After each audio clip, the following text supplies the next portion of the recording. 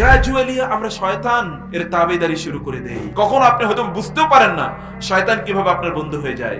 এই যে ধরুন আপনি মাহফিলে আসেন না, আপনি হয়তো রাস্তায় বসে আড্ডা দিচ্ছেন, কেউ হয়তো বলবে রাস্তা থেকেই তো শোনা যায়, যাওয়ার দরকার কি, একটু চা খাচ্ছে, অন্যের সাথে গল্প করছে।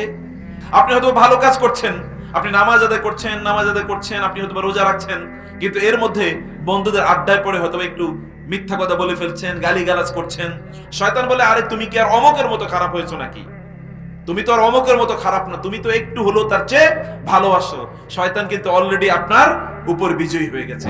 আবার ধীরে ধীরে আল্লাহ তাআলার বন্ধু আপনাকে হয়ে যেতে হয়, কিন্তু শয়তান আমাদেরকে আল্লাহর কাছে আসতে দেয় না। আমাদের কাছে শয়তান খারাপ জিনিসগুলোকে আস্তে আস্তে আমাদের কাছে খুবই উপভোগ্য এবং অনেক আনন্দ ঘন আমাদের সামনে শয়তান করে দেয়। এমন একটা সমাজ আপনি দেখবেন যে সমাজে খারাপ কাজগুলোই সবচেয়ে কি বেশি, এবং খারাপ কাজগুলোই অন্যরা অনেক বেশি উপভোগ তারা করে থাকে।